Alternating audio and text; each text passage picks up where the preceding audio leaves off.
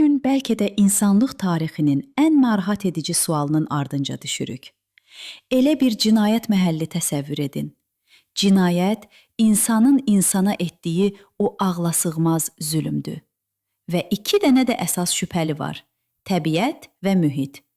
Sual budur: dağıdıcılıq içimizdə doğuşdan gələn bir canavardırmı, yoxsa cəmiyyətin bizə sonradan öyrətdiyi bir pislikdirmi? Bu, yəni əsrlərdir verdiyimiz bir sualdır.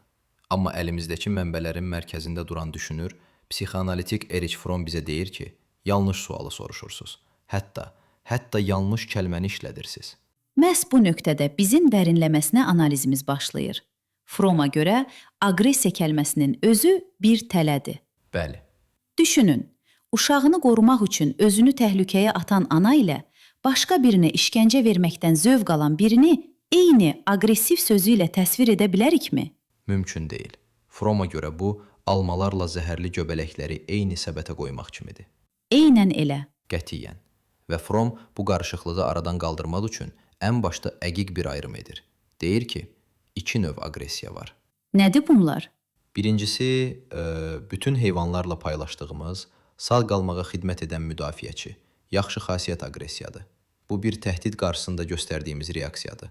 Təhdid gedəndə o da sönür. Tamam. İkincisi isə tamamilə başqa bir şeydir.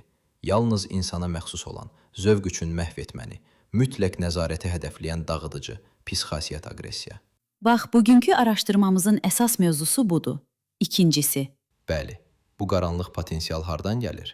O zaman bu araşdırmaya birinci şübhəli ilə başlayaq. Populyar nəzəriyyələrin ən bilinəni içimizdəki canavardır. Yəni doğuşdan gələn dağıdıcılıq instinkti. Konrad Lorenzin düşündüyü kimi bu fikir deyir ki, hamımızın içində sanki düdüklü qazan kimi təzyiklə dolan bir aqressiya enerjisi var. Bu təzyik yığılır və sonda partlayır. Bəli, buna hidravlik model deyirlər. Çox məntiqli səslənir, elə deyilmi? Stres atdım, enerjimi boşaltdım kimi gündəlik sözlərimiz belə əslində bu nəzəriyyəyə dayanır. Çox tanış gəlir. Amma Fromm bu nəzəriyyəni sanki bir cərrah dəqiqliyi ilə masaya yatırır və deyir, bir dəqiqə, dəlillər hardadır? Və dəlillərin bu nəzəriyyəni heç də dəstəkləmədiyini bir-bir göstərir. Bəs nəzəriyyədə ilk çatlaq harda görünür? Yəni ilk dəlil nədir? İlk çatlaq nəzəriyyənin dayandığı yerdə, yəni heyvanlar aləmində görünür. Lorenz bu nəzəriyyəni əsasən heyvanları, xüsusilə quşları və balıqları müşahidə edərək qurmuşdu. Amma Fromm deyir ki, biraz daha yaxından baxaq. Məsələn, ən yaxın qohumlarımız olan primatlara. Bəli. Şimpanzələr və ya qorillalar, bəli, özlərini müdafiə etmək üçün aqressivləşə bilərlər. Amma zövq üçün işgəncə etdiklərini, sırf məhv etmək üçün öldürdüklərini görmürük. Onların aqressiyası funksionaldır. Yəni bir məqsədi var. Məqsədi var. Fromm ironik şəkildə dediyi kimi, əgər şimpanzələrin psixoloqları olsaydı, aqressiya haqqında kitab yazacaq qədər böyük bir problemləri olmazdı. Möhtəşəm sözdür. Tamam. Yəni ən yaxın qohumlarımızda belə bu pis xasiyyət, dağıdıcılıq yoxdur. Bəs insanlar arasındakı vəziyyət necə? Əgər bu hamımızda ortaq bir instinktdirsə, bütün cəmiyyətlərin təxminən eyni səviyyədə dağıdıcı olması lazım deyilmi? Bax, bu ikinci böyük dəlildir. Antropoloji məlumatlar bunun tam əksini göstərir. Tarix boyunca inanılmaz dərəcədə barışçıl, əməkdaşlığa söykənən cəmiyyətlər də var, tam tərsi də var. Daim savaşan, amansız cəmiyyətlər də var. Əgər bu instinkt hamımızda eyni cür proqramlı olsaydı, bu qədər böyük mədəni fərq olmazdı. Mümkün deyil. Və məncə Fromm'un bu nəzəriyyəyə vurduğu son və ən güclü zərbə mədəniyyətlə bağlıdır. Adətən gözləyirik ki, mədəniyyət inkişaf etdikcə qanunlarla, kültürlə, təhsillə bu ibtidai instinkti daha yaxşı nəzarət altına alarıq. Bəli, gözlənti o tərəfdə olardı. Amma Fromm'un tapdıqları tam bir paradoksdur. Elədir. Tarixi dəlillər göstərir ki, kollektiv dağıdıcılıq, yəni müharibələr, qətliamlar, soyqırımlar, mədəniyyətin inkişafı ilə azalmaq əvəzinə dəhşətli şəkildə artır. Artır. İnanılmaz. Tarixdən əvvəlki ovçu-toplayıcı atalarımız bugünkü müasir insandan çox daha barışçıl idi. Bu da dağıdıcılığın qaynağının bizim o qədim biologiyamızda yox, sonradan qurduğumuz o mədəni quruluşların içində bir yerdə olduğunu düşündürür. Əlbəttə. Yaxşı. Təbiət şübhəlisi xeyli zəiflədi. O zaman medalyonun digər üzünə keçək, yəni mühit şübhəlisinə. Skinner kimi davranışçıların irəli sürdüyü fikir. Bəli. Bəlkə də biz doğuşdan boş bir lövhəyik və aqressiya sadəcə mühitdən öyrəndiyimiz, mükafat veriləndə möhkəmlənən bir davranış formasıdır. Bu da tapmacanın vacib bir parçası kimi görünür. Amma Fromm'a görə bu baxış da insanın ən önəmli tərəfini, iç dünyasını, niyyətini və xarakterini tamamilə qaçırır. Necə yəni? Davranışçılıq yalnız kənardan görünən davranışa fokuslanır. Amma o davranışın arxasındakı motivasiyanı görməzlikdən gəlir. Yəni hərəkətin özü yox, hərəkətin arxasındakı niyyət hər şeyi dəyişdirir. Tam olaraq. Fromm verdiyi nümunə o qədər aydındır ki, iki ata düşünün. İkisi də oğullarına birər şillə vurur. Tamam. Kənardan davranışçının gözü ilə baxanda davranış eyni görünür. Amma atalardan biri bunu oğlunun təhlükəli bir şey etməsinin qarşısını almaq üçün narahatlıqla, sevgi ilə, yəni qurucu niyyətlə edir. O biri isə uşağın acizliyindən və ona hökm etməyin verdiyi sadist bir zövqlə edir. İnanılmaz fərq. Yəni Marsdan gələn bir müşahidəçi yalnız davranışı izləsə, bu iki hadisə arasındakı əxlaqi və psixoloji uçurumu tamamilə qaçırardı. Biri səhv yönlənmiş bir sevgi hərəkətidir, o biri isə saf zülmdür. Buna görə Fromm deyir ki, davranışçılıq yetərsizdir. Çünki bir psixologiyanı, yəni ruh olmadan, xarakter olmadan izah etməyə çalışır. İnsanın içindəki o mürəkkəb dünyanı yox sayır. Bəs əgər günahkar nə saf təbiətdirsə, nə də saf mühitdirsə, Fromm dəlilləri harada axtarır? Bilirəm ki, bu nöqtədə çox maraqlı bir şeydir və sanki zaman maşınına minib hər şeyin başlanğıcına, mədəniyyətdən əvvəlki cəmiyyətlərə gedir. Bəli, müasir insanın çirklənməmiş psixoloji təməlini axtarır sanki və tapdıqları populyar mədəniyyətdəki o qadını başına vura-vura mağaraya sürüyən vəhşi kişi obrazını yerlə bir edir. Amma bir dəqiqə, bu biraz nəcib vəhşi fantaziyası kimi səslənmir? Yəni, keçmişi romantikləşdirmə tələsinə düşmürükmü? Mən əminəm ki, o dövrlərdə də şiddət var idi. Bu çox yerində bir etirazdır. Fromm da bu insanların mələk olduğunu iddia etmir zaten. Fərdi şiddət hadisələri əlbəttə var idi. Təbii. Onun vurğuladığı şey təşkilatlanmış, sistematik müharibənin və kütləvi məhvin olmamasıdır. Məsələn, mənbələrdə adı çəkilən buti pigmeyləri kimi ovçu toplayıcı cəmiyyətlər böyük ölçüdə əməkdaşlığa söykənir. Mülkiyyət hərisi, status savaşı kimi şeylər demək olar ki, yoxdur. Maraqlıdır.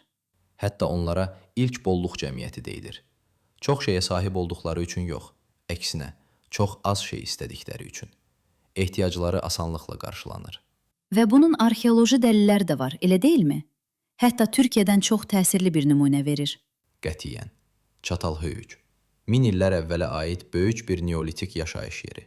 Qazıntılarda araşdırılan minlərlə skeletin demək olar ki, heç birində şiddət nəticəsində ölümə dair dəlil tapılmayıb. Heç birində mi? Heç birində. Bu da göstərir ki, o böyük toplum əsrlər boyu kütləvi bir müharibə və ya qətliyam yaşamayıb. Üstəlik tapılan heykəllər və sənət əsərləri toplumun mərkəzində müharibə tanrılarının yox, doğum və həyatı simvolizə edən ana tanrıçanın olduğunu düşündürür. Bəs nə oldu ki, hər şey bu qədər dəyişdi? Qırılma nöqtəsi nə idi? Bu barışçıl quruluş nə vaxt pozuldu? Fromm'a görə qırılma şəhər inqilabı ilə yaşandı.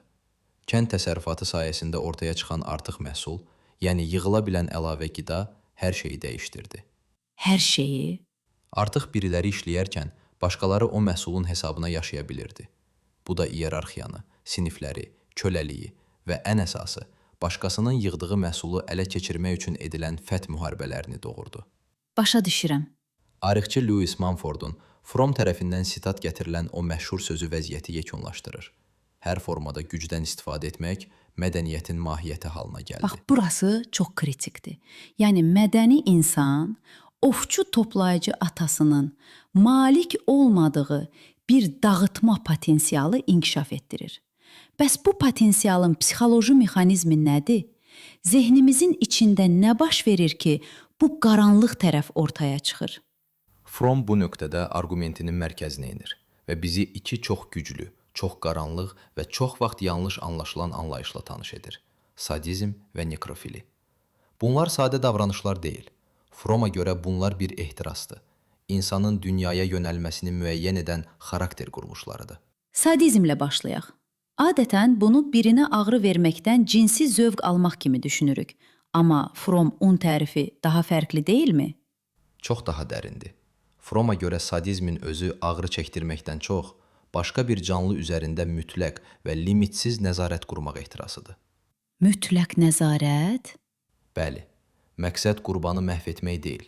Əksinə, onu canlı, ağrı çəkən, titrəyən, iradəsi əlindən alınmış bir obyekt kimi saxlamaqdır. Bu isə insanın içindəki dərin gücsüzlük hissindən qaynaqlanır. Yəni, sanki bir kompensasiya mexanizmi kimi. Eynən, başqa bir varlığın həyat enerjisini tam nəzarətdə saxlayaraq, içindəki boşluğu doldurmağa və özünü tanrı kimi hiss etməyə çalışır. Bu belə kifayət qədər narahat edicidir. Amma o biri anlayış nekrofili, yəni ölüm sevgisi. Bu sözü eşidəndə mənim ağlıma qotik qorxu filmləri gəlir. Frommun nəzərdə tutduğu bu ola bilməz.